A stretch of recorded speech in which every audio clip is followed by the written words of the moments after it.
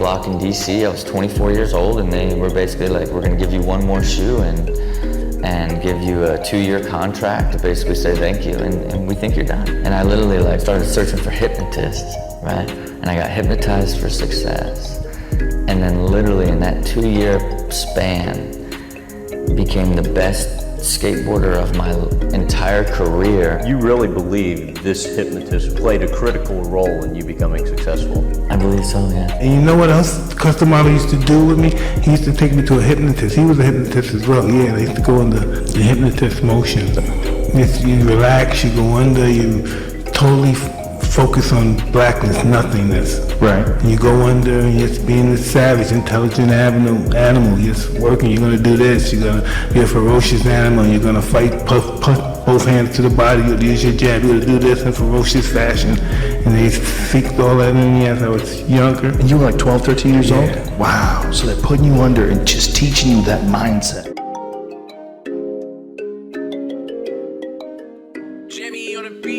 Let's get high, yeah, you know I'm about to roll. Let's get please, yeah, you know I gotta pull. Let's live life, yeah, once I'm about to turn up. Get fly, oh for sure it's about to go up. Let's get high, yeah, you know I'm about to roll. Let's get please, yeah, you know I gotta pull. Let's live life, yeah, once I'm about to turn up. Get fly, oh for sure it's about to go up. Roll my blunt and pass my lighter. Get lit, pop shit, get higher. I'm the hottest, call me fire. Rock out, jump up, live my life up.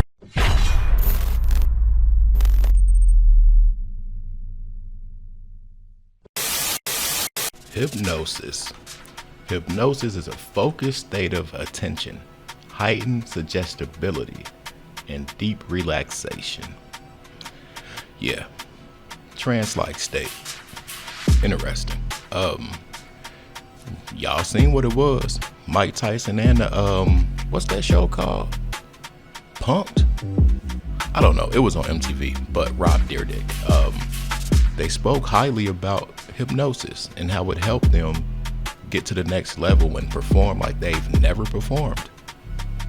Sounds like the Crossroads to me. Now, if you want to know about the Crossroads, just look up guitarist and Crossroads. I'm gonna leave it at that. But what's happening during hypnosis? The person's critical thinking is relaxed. The imagination is more active, it's heightened. The subconscious is more accessible. And the awareness of surroundings, it might fade, but the person usually hears and remembers what happens. Some common uses of hypnosis they claim to be is pain management, reducing stress, anxiety, change of habits, improved sleep, and coping with certain phobias. But these people, like I said, with them, it was something totally different. Now, I do want to thank you all for being here, for your time and attention. We're gonna react and review and react to these clips, provide a little bit of commentary. Shout out to Jay Marvelous for his great work that he does to research and putting these clips together. But this first clip, I want you guys to pay attention to the symbolism. Every time this dude shows a shoe, he has to hide one of his eyes for some weird, odd reason. I don't get it. Why wouldn't you want to use both your eyes? Why would you want to hide an eye? Anyway, let's get to this first clip. Alright y'all, Rob Dyrdek did some strange things to become successful, but I'ma break it down. He got his start by attending skateboard competition. At the age of 12, he was sponsored by Gordon and Smith, which got him notoriety. By the time he graduated high school, he was in the big league. He got his first sponsorship in 1995 with DC Shoe. They gave Rob Dyrdek his own shoe and t-shirt line. I know what you thinking about this t-shirt, cause I'm thinking the same thing. In 1999, Rob Dyrdek hypnotized himself to become successful. Now, this was in 1999, y'all. Y'all saw the shirt with the pentagram on it. It even had the word Lucifer on it. You seen the one-eyed symbolism. If this isn't enough to let you guys know that there might be something else taking place within certain industries or professions or whatever you want to call it, I don't know what's gonna get it across to you guys, but it's a real thing. They don't do these things just for a cool pose. Now, R.I.P. Big Black. I really felt like bro was a big influence on the show. No way around it. And later in the video, we're gonna get to some fishy details about their situation. But like I said, R.I.P. Big Black. Yeah. Now, this next clip, he's gonna speak on how bro changed on him. He didn't want to play fair. So the dude Big Black had to jump ship. But a little bit after this interview, something happened to Big Black to where he's no longer existing. Let's get to the clip. Big Black realized that he wasn't getting paid enough and decided to leave the show. But on his way out, he exposed Rob Dyrdek's behavior and talked about how he took the oath. Come on, man, Big Black, man. What's up, man? Wait, for robbing business? Last time I was listening to the show, you had Rob on there. Yeah. Last time you had Drama on there. Yeah. What happened to me, and they can't say anything. So I was like, man, I know Boo Kid. I'm gonna call him up and I'm gonna tell him what really went down. Whoa. Oh shit. There's a reason why they don't with me no more, man. A total reason. You know, Rob has a total ego problem, man. Wow. You know? As long as I was playing that slave role on Rob and Dig, everything was cool. When he got big, got a little money in his pocket, then attitudes changed. Wow. But you shouldn't. But you didn't know that from the beginning. You had a small ass room, dog. Come on, you should have known that right there. Yo, on the real though, I never even lived there. Oh, that was just the show. That was a show PR. I had a crib down the street, man. I never lived in this house. I thought you got married and then you just wanted to be conservative. No, man, I didn't get married to a kid. I had a daughter. And like any other real man, when I had a daughter, I took care of my responsibilities. I bought my lady a house in Texas. I bought my daughter a house out there, and that's why I go back and forth. I was in LA last week. So if he's going on a radio show and tell you that he don't see me, I saw him 2 weeks ago in the street.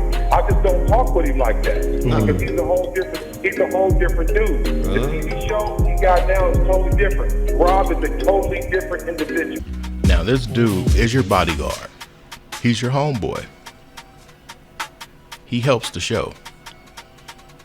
Now, when you get paid more, why can't he get paid more? He's damn near more part of the show than you are. The viewership wouldn't even be the same if it weren't that same dynamic. You got a big black dude, little white dude, and they just do wild stuff. Come on, man, it wouldn't be the same. Not at all. But the moment you get more money, your ego inflates and you don't want to break bread with your homeboy. And then they get mad because he does an interview. Not only was bro not playing fair, but he was playing a game like real dirty.